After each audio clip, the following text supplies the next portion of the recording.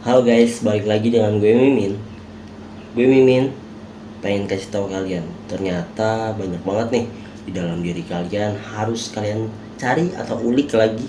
Apa sih diri kalian itu? Kalian harus mencari tahu lagi siapa sih diri kalian itu, karena semuanya bakalan terungkap di dalam diri kalian. Ternyata kalau kalian itu seperti ini, kalau kalian itu seperti diam, kalau kalian itu sebenarnya pengen sesuatu yang meriah, ataupun kalian pengennya yang tadinya introvert jadi pengen extrovert gitu. Banyak kok, misalkan jadi kayak misalkan kalian itu adalah seorang yang benar-benar terkunci gitu ya di dalam rumah, hanya di kamar saja kan setiap hari. Kalau keluar juga kalau ada kebutuhan sekolah, kerja, ataupun yang lain-lain. Bahkan kalau ketika kalian kerja ataupun sekolah, kalian hanya berdiam diri dan hanya terpaku pada pelajaran atau kerjaan saja. Kalian tidak berbincang-bincang dengan teman-teman kalian, sehingga kalian menciptakan yang dinamakan kondisi penyendiri. Jika itu bisa diubah, tentu kalian selamat, kalian berhasil, kalian menjadi sesuatu yang baru dan pengen berubah dan pengen jadi sesuatu yang hebat. Seperti yang terangkum di dalam buku ini, yaitu diam dan lihat diri kalian. Diam dan lihat diri Anda. Buku ini ditulis oleh Mas Dianto. Mas Dianto ini banyak dikenal sebutan sebagai atau mahasiswa, dia itu dari mahasiswa ilmu pemerintahan di Universitas 45 Mataram. Dia juga adalah kader organisasi Himpunan Mahasiswa Islam Komisariat Umat. Nah, dia ini berasal dari Lombok Utara. Wow, hebat ya, orang Lombok nih bisa bikin buku seperti ini. Oke, jadi di arti judulnya ini dia memiliki diam dapat memberikan ruang bagi Anda untuk melihat sesuatu hal lain yang berada jauh tersembunyi di dalam diri kalian. Kalian juga perlu diam untuk melihat diri kalian dari bermacam sisi dalam sikap kalian. Nah, ya kan? Ini tuh benar-benar terkandung di dalam semuanya.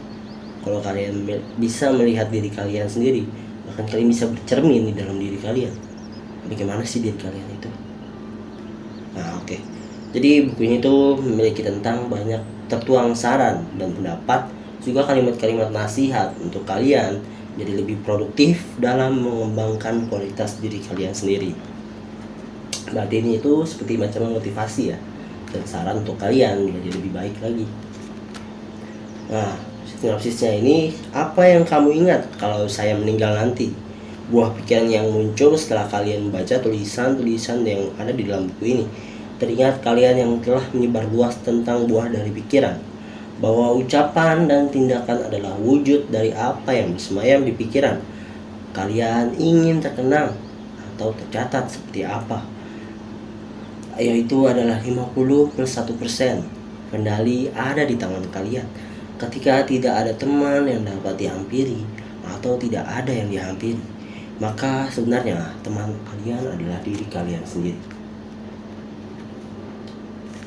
Jangan sampai ada waktu yang terbang sia-sia. Kalian juga dapat mengelola pikiran kalian dalam menerima mengapa saya mengalami ini. Jika sudah kalian sadari apa yang ada di dalam diri kalian, tentu kalian bisa menjadi sesuatu yang baru, jadi yang lebih baik, dan memiliki kualitas yang lebih hebat lagi. Oke, mungkin bisa kita lihat di sini salah satu motivasi yang sangat hebat nih. Oh ya, di sini tuh memiliki daftar isi sekitar 8 judul atau 8 motivasi yang siap membantu kalian untuk memperbaiki diri kalian. Nah, yang pertama gue Mimin pengen ngasih tahu, yaitu tentang kebohongan. Bila kalian mengatakan kepada gue Mimin bahwa bila Anda mengatakan kepada saya bahwa Anda tidak pernah berbohong, saya mungkin akan percaya. Namun coba katakan kepada diri Anda sendiri bahwa seberapa sering Anda berbohong. Saya yakin jawabannya akan terbalik. Anda pasti sering banget berbohong. Bukan pernah, bukan beberapa kali dalam setahun, sering kali dalam sebulan, atau setidaknya 2 atau 3 kali dalam seminggu. Bukan itu, maksud saya adalah dalam sehari kita minimal sekali saja mungkin kalian pernah berbohong. Saya pun tidak ingin mengakuinya, tapi memang benar adanya kalau kita pasti pernah melakukan hal bohong sekecil apapun. dalam percakapan yang tidak kita anggap penting seringkali mengandung kebohongan, baik kita sadari atau tidak. Mungkin kalian tidak sengaja mengucapkannya, namun itu tetaplah kebohongan. Berbohong berarti mengurangi stok kepercayaan diri, yakni kesenangan orang terhadap kita. Hubungan kita akan goyah sekalipun kalian berbohong atas alasan yang baik untuk menjaga hubungan kalian. Percayalah, tetaplah ada dampak tidak baiknya. Mungkin itu sangatlah berbahaya. Oke, gue mungkin bakalan cuma bacain segitu aja.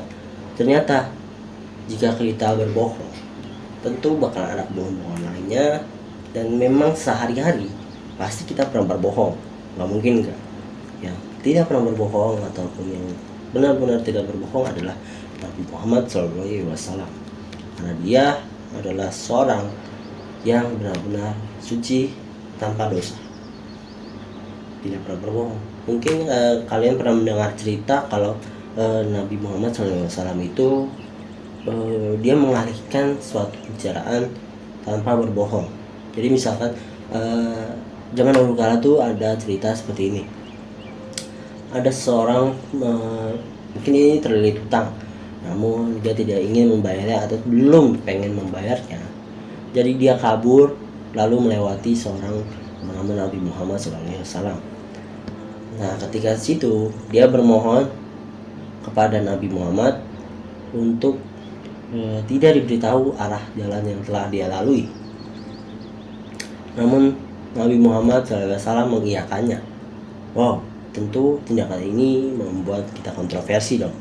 Mungkinkah si Nabi Muhammad ini akan berbohong? Tentu tidak. Ketika dia ditanya, ketika orang-orang dari yang ingin membunuh atau ingin mencari seorang itu datang dan menanyakan kepada Nabi Muhammad SAW, "Hai Nabi Muhammad, hei Muhammad, tentu kau adalah seorang nabi, kau tidak bisa berbohong kepada kami." Apa jawaban Nabi Muhammad? "Iya, saya tidak bisa berbohong."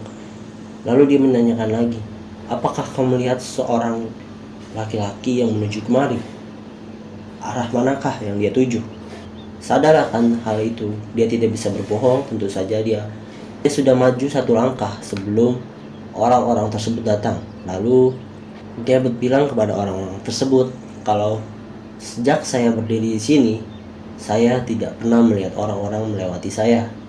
Wow, itu adalah pikiran yang sangat hebat. Guna untuk kalian yang memang pengen berbohong tapi tidak punya alasan lainnya dan tidak pengen kalian berdosa dong tentunya. Itu adalah cara yang terbaik untuk berbohong. Oh ya, maaf, gue Mimin ngasih tahu cara kalian berbohong, tapi sebenarnya gue Mimin pengen berharap untuk kalian tidak berbohong lagi. Percaya diri kalau kalian itu benar dan kalian itu tidak salah, itu teman-teman. Dan kalau emang kalian salah, kalian harus mengakuinya. Oke, sekian dulu dari gue Mimin. Mungkin kesimpulan dari buku ini yaitu mengarahkan kita untuk membentuk diri pribadi menjadi lebih baik, mendapatkan hal baik tidak hanya sementara tapi jangka panjang. Itulah kenapa kita jangan berbohong, ataupun kita harus melihat diri